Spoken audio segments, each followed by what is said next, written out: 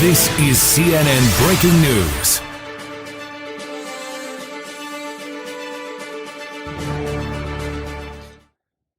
Bonjour à toutes et à tous, voici les actualités du jour. Pour commencer, une breaking news qui vient de tomber. Un séisme frappe la Suisse romande et plus particulièrement la cité de Calvin. En fin de reportage, un expert et professeur à l'Université de Genève en sismologie, Jean-Michel Chapuis, viendra nous expliquer les causes du tremblement. L'escalade de la violence ne cesse d'augmenter entre la Russie et l'Ukraine. Vladimir Poutine amasse des troupes à la frontière ukrainienne. Le skieur suisse Marco Odermatt vient de décrocher une nouvelle médaille d'or au JO de Pékin. C'est déjà la 3e.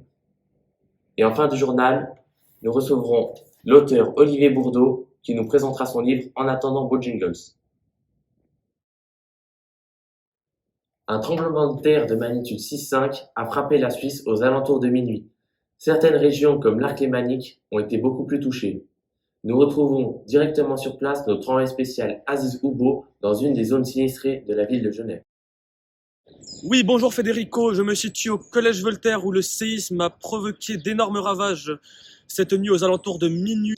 Je me trouve actuellement avec Eric Lez qui va nous raconter ce qu'il a senti cette nuit lors de cette catastrophe naturelle. Bonjour Eric Lez, pouvez-vous nous raconter ce qu'il s'est passé lors de votre nuit de sommeil? Je suis en train de faire des affaires avec ma femme dans le lit, vous savez, vous connaissez hein.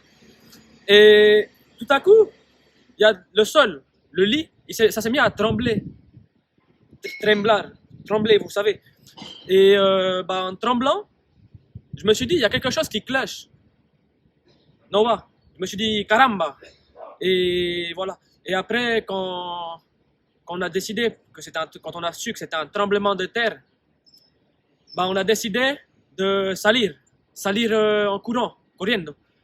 Et c'est ce qu'on a fait, mais il fallait que je m'habille d'abord. J'ai pris la première chemise, celle-ci là, comme vous pouvez le voir.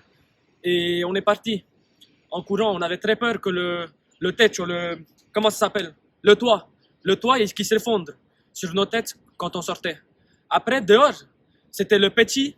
Il y avait beaucoup de monde, des niños, des enfants en train de gueuler, pleurer, insupportable. Effectivement, cela a dû être un traumatisme pour vous. Alors oui, j'ai eu très très peur comme je l'ai dit avant, dans un premier temps de mourir. Et après, j'ai eu très peur de... Eric, Doudou Bang! Oh Manuel, comment ça va? Comme je disais, j'ai eu peur que ça se reproduise. J'ai peur que ça se reproduise au travers. Encore une fois, vous savez, toute cette histoire, ça me rend vraiment très mûr. Ça me stresse vraiment. Comprenons vos peurs. Voici ce qu'ont vécu de milliers de personnes lors de cette nuit de secousses.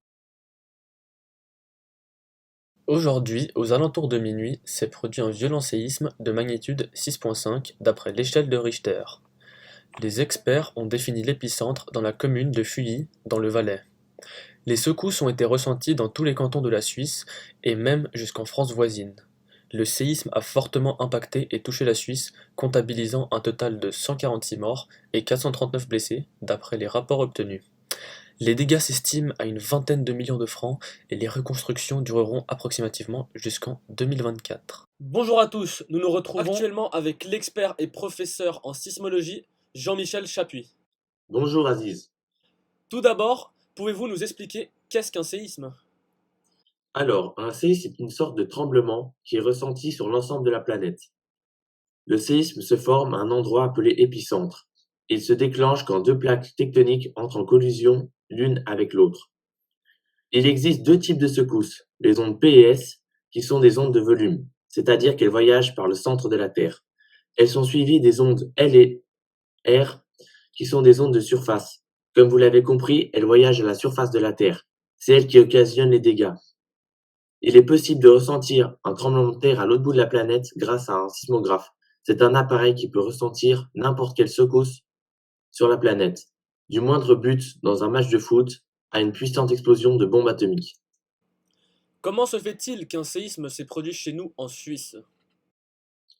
Tout d'abord, il faut savoir que la Terre tremble tous les jours en Valais plus particulièrement. Mais comme elle tremble tous les jours, la tension n'a pas le temps de s'accumuler et le tremblement est moindre. Il est possible de ressentir un peu la terre trembler, voir les lumières bouger ou le lit un peu bouger, mais il y a 0 dégâts normalement. Mais là, cela faisait déjà plus d'un mois que la terre ne tremblait plus, donc la tension a eu le temps de s'accumuler. Et donc la nuit dernière, quand ça a pété, le choc était ultra violent. Merci de vos réponses lors de cette interview.